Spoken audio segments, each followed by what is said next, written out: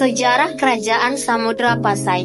Kerajaan Samudra Pasai merupakan kerajaan Islam pertama yang muncul di Nusantara.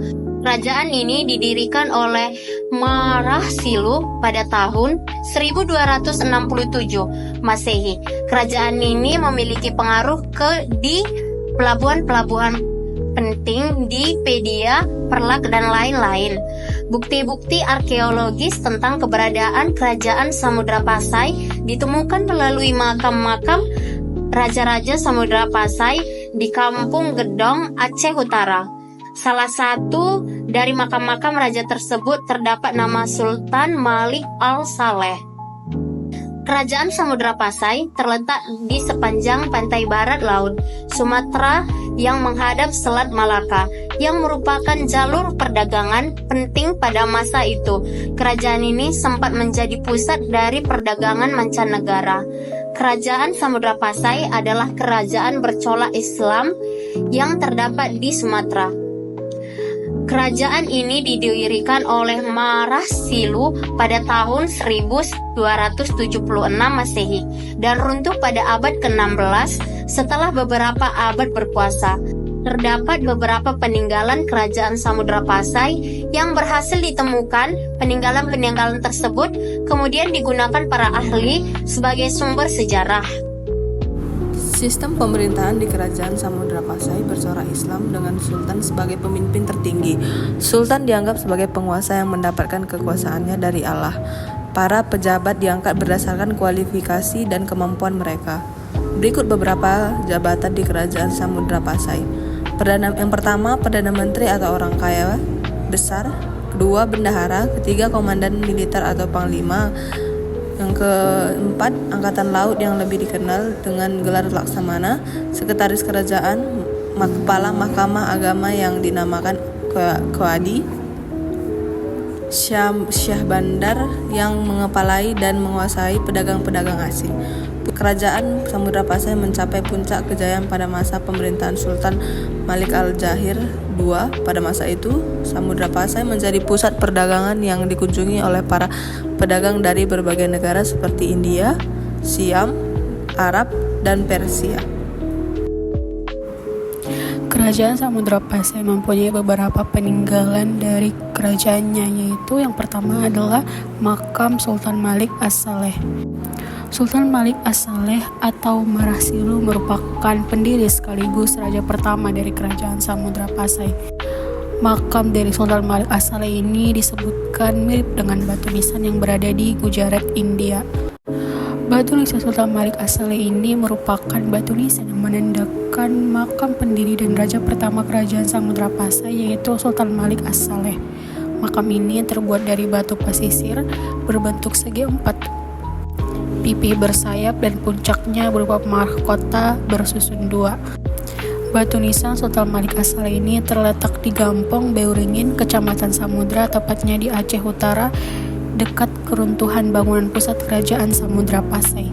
Batu nisan ini juga dipercaya sebagai batu nisan tertua yang ditemukan.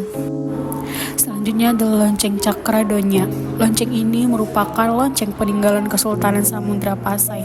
Lonceng ini adalah hadiah dari Laksamana Cheng Ho dalam kunjungannya ke Nusantara pada tahun 1414 Masehi. Lonceng Cakradonya merupakan hadiah persahabatan antara Kesultanan Samudra Pasai dan Kaisar Tiongkok. Lonceng ini berbentuk seperti stupa dengan tinggi 1,25 meter dan diameter 1 meter.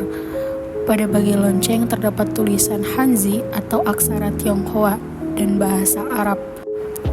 Nama Cakradonya sendiri berasal dari dua kata, yaitu cakra dan donya. Cakra artinya adalah poros kereta yang merupakan lambang Dewa Wisnu, sedangkan donya artinya adalah dunia. Peninggalan yang ketiga adalah koin dirham. Koin dirham Samudra Pasai adalah peninggalan kerajaan yang terbuat dari emas murni dan digunakan sebagai alat pembayaran. Koin ini merupakan mata uang Arab zaman Nabi yang juga digunakan di era Kerajaan Samudra Pasai. Koin dirham ini memiliki diameter 1 cm dan berat 0,57 gram. Koin dirham Samudra Pasai ini memiliki aksara Arab dengan nama-nama sultan yang pernah memerintah di Kerajaan Samudra Pasai. Koin dirham ini juga memiliki tulisan berbentuk ungkapan yang berbunyi As-Sultan Al-Adil di sisi belakangnya. Koin dirham Samudra Pasai ini sendiri mencerminkan kekayaan dan kemakmuran yang dimiliki oleh kerajaan Samudra Pasai. Koin dirham ini adalah mata uang pertama yang dicetak pada masa Sultan Muhammad dengan standar berat 0,60 gram. Peninggalan yang keempat adalah stempel Sultan Malik As-Saleh. Stempel ini merupakan salah satu penemuan arkeologi yang sangat berharga. Benda kecil ini menyimpan makna sejarah yang sangat besar, terutama dalam konteks sejarah Islam di Nusantara. Stempel ini juga dikenal sebagai bukti otentik tentang keberadaan dari kerajaan Samudra Pasai. Desain dan tulisan pada stempel ini sangat khas dengan gaya Kesultanan Islam pada masa itu. Stempel ini digunakan sebagai tanda legitimasi kekuasaan seorang sultan. Dengan adanya stempel ini, maka dapat mengidentifikasi siapa yang berhak memerintah pada masa itu. Stempel ini juga digunakan dalam transaksi perdagangan. Dengan adanya stempel ini, maka dokumen atau barang yang diberi cap tersebut dianggap sah dan diakui oleh pihak lain. Stempel ini memiliki ukuran yang sangat kecil, yaitu sekitar 2x1 cm. Stempel ini terbuat dari bahan yang cukup keras yang diperkirakan terbuat dari tanduk hewan. Juga terdapat tulisan yang belum terbaca jelas dalam stempel ini, namun diperkirakan merupakan nama atau gelar dari Sultan Malik As-Saleh. Kemudian peninggalan sejarah Samudra Pasai selanjutnya yang kelima yaitu stempel Sultan Al-Malik Az-Zahir, yang dimana stempel ini diduga milik Muhammad Al-Malik Az-Zahir, yakni Sultan kedua yang memerintah kerajaan Samudra Pasai yang wafat pada tahun 726 Hijriah. Penemuan stempel tua yang diperkirakan sudah berusia lebih dari 683 tahun tersebut terjadi di desa Kuta Krueng, Kecamatan Samudra, Aceh Utara oleh seorang pematang tambak. Saat ditemukan stempel Islam tertua berukuran 2x1 cm tersebut sudah tidak bergegang karena patah. Beratnya tak sampai 1 mg, terbuat dari sejenis tenduan hewan, lalu terdapat kalimat maklama Muhammad dalam kaligrafi kufi. Yang keenam, Hikayat Raja-Raja Pasai. Selain peninggalan benda bersejarah, Kesultanan Samudra Pasai juga turut andil dalam sejarah keilmuan Islam yang disampaikan dari karya-karya tulisnya. Salah satu yaitu Hikayat Raja-Raja Pasai. Karya tulis yang diperkirakan sudah ada sejak tahun 1360 Masehi tersebut menjadi penanda munculnya serta berkembang sastra Melayu klasik di Nusantara, yang mana bahasa tersebut kemudian digunakan oleh ulama besar Aceh bernama Syekh Abdurra Al-Sikil dalam menulis buku-bukunya. Perkembangan ilmu tasawuf juga terjadi seiring dengan populernya sastra Melayu klasik. Kitab berjudul Durul Al-Mansu karya seorang syekh besar bernama Maulana Abu Ishaq menjadi bukti dari perkembangan tersebut. Dalam kitab tersebut diceritakan peran Samudra Pasai yang kala itu berhasil menjadi pusat tamudan Islam di Asia Tenggara. Yang ketujuh, naskah surat Sultan Zainal Abidin. Naskah surat hasil tulisan dengan Sultan Zainal Abidin bisa disebut sebagai bukti otentik kerajaan Samudra Pasai selanjutnya. Surat tersebut ditulis sebelum meninggal pada tahun 1519 Masehi yang ditunjukkan kepada Kapten Moran yang pada saat itu merupakan wakil Raja Portugis di India. Berisi tentang pengaduan Sultan yang merasa kesultanan dirugikan oleh utusan Portugis, padahal kedua kekuasaan ini menjalin hubungan sejak lama. Di balik penulis surat tersebut, Sultan Zainal Abidin sedang berada di masa-masa akhir pemerintahannya sekaligus mendekati masa akhir dari Samudra Pasai. Kini surat tersebut tersimpan di Museum Aceh. Yang terakhir, tradisi Peutran Aneu. Tidak hanya artefak kuno, peninggalan budaya Samudra Pasai juga bisa disaksikan dalam bentuk tradisi yang ternyata adalah salah satu masih dilestarikan sampai sekarang. Tradisi tersebut bernama Peutran Aneu, yakni upacara bayi menginjak tanah pertama kali dan diajak berkeliling rumah lalu dimandikan. Bahkan ada yang mengajaknya berziarah di sekitar rumah.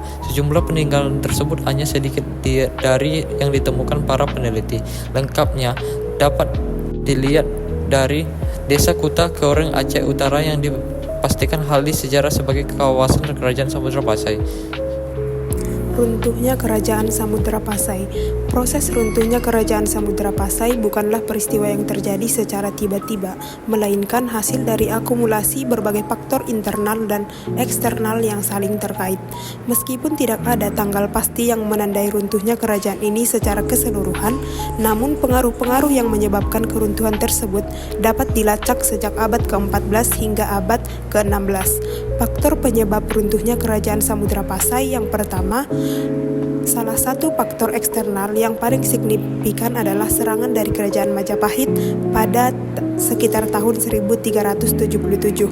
Majapahit yang saat itu merupakan kerajaan besar di Nusantara melihat potensi perdagangan Samudra Pasai sebagai ancaman terhadap dominasinya di wilayah tersebut.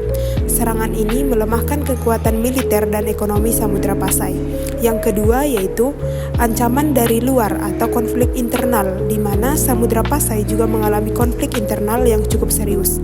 Perebutan kekuasaan di antara keluarga kerajaan serta para pembesar menyebabkan perpecahan dan melemahkan pemerintahan. Kondisi ini dimanfaatkan oleh pihak-pihak yang ingin mengambil alih kekuasaan. Yang ketiga yaitu pindahnya pusat perdagangan. Seiring berjalannya waktu, pusat perdagangan mulai bergeser dari Samudra Pasai ke Malaka. Pelabuhan Malaka yang lebih strategis dan aman menarik minat para pedagang untuk beralih ke sana. Hal ini mengakibatkan penurunan pendapatan negara dan melemahkan ekonomi Samudra Pasai. Yang keempat, serangan Portugis. Pada awal abad ke-16, Portugis mulai melakukan ekspansi ke wilayah Nusantara. Setelah berhasil menaklukkan Malaka pada tahun 1511, Portugis kemudian mengalihkan perhatiannya ke Samudra Pasai. Pada tahun 1524, Samudra Pasai akhirnya jatuh ke tangan Portugis. Faktor-faktor lainnya yaitu perubahan iklim, di mana beberapa ahli sejarah berpendapat bahwa perubahan iklim juga turut berperan dalam keruntuhan Samudra Pasai.